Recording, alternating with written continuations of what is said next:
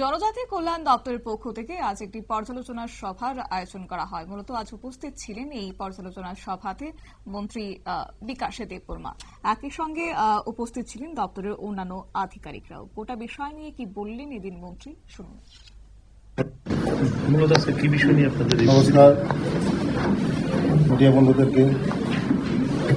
আজকে আমাদের development department conference হলে রিভিউ মিটিং হচ্ছে। আমাদের বাজেটের নিয়ে আজকে রিভিউ মিটিং হবে।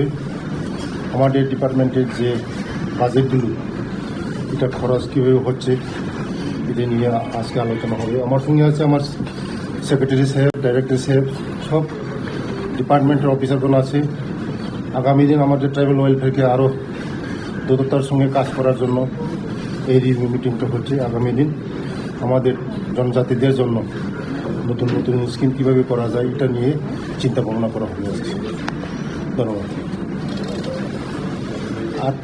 আত্মনির্ভর ভারত, আমাদের আপনারা তো সব মিডিয়া বন্ধুরা জানেন যে আমাদের মোদিজি যে এখন নতুন লঞ্চ প্রজেক্ট করা হয়েছে কাজগোয়া, এটার মাধ্যমে তো আমাদের জনজাতিরা অনেক কিছু এগিয়ে যাচ্ছে।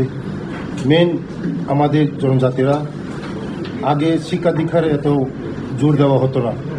আজকে আমাদের ডিপার্টমেন্ট শিক্ষার উপরে আমরা জোর দেওয়া হচ্ছে, কারণ যে জাতির শিক্ষার উন্নতি হয় সেই জাতির উন্নতি হয়।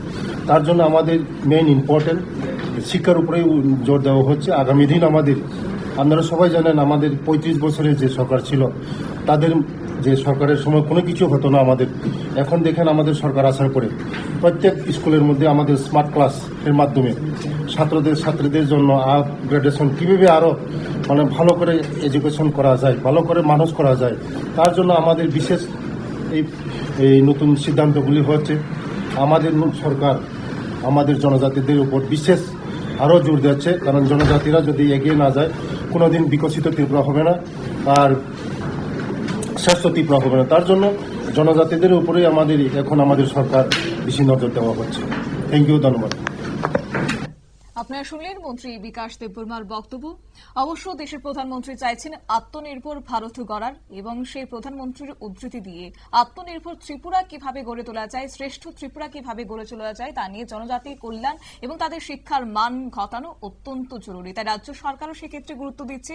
আর বাজেট বরাদ্দ নিয়েও তিনি আলোচনা করেছেন, যে ক্ষেত্রে জনজাতিদের তাদের কিভাবে উন্নয়ন ঘটানো যায়, আগামী দিনের সেক্ষেত্রে উন্নয়নে কিংবা কল্যাণে কি প্রকল্প আনা যায়, সেই নিয়েও ভাবনা চিন্তা হচ্ছে বলেও জানিয়েছেন দপ্তরের মন্ত্রী বিকাশ দেববর্মা। নিয়ে নিচ্ছে ছোট্ট একটি বিজ্ঞাপন বিরতির, সঙ্গে থাকুন।